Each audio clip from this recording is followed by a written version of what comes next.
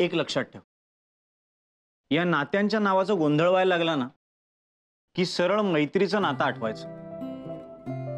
मैत्रीचं नातं? मैत्रीचं नातं.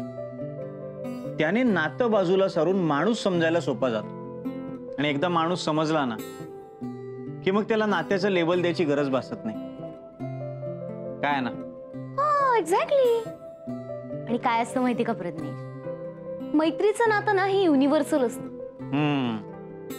म्हणजे या नात्यामध्ये मैत्रीचं काय काय म्हणतात रे ते, मैत्रीचं अस्तर हे असतंच, हो ना?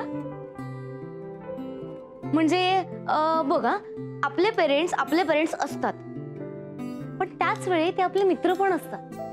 करेक्ट ना? असंच असतं.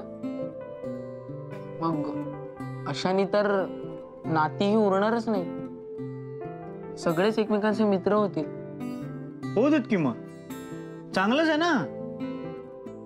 तुला एक सांगू का प्रज्ञेश, ही जी नावं असतात ना, काका, मामा, दादा वगैरे, ही नावं ही फक्त दोन माणसांमधल्या जन्मातलं अंतर सांगतात. पण मैत्रीमुळे हे अंतर शून्य होऊन जात,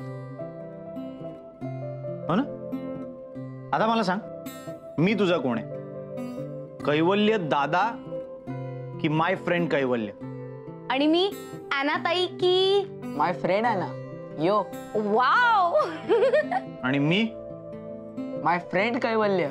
यो, that's kind of cool my boy. काय चाललंय? सॉरी हा, खूप उशीर झाला ना. ए धोबी आला होता का? तुझा मित्र आला होता. माझा मित्र? कोण? राकेश.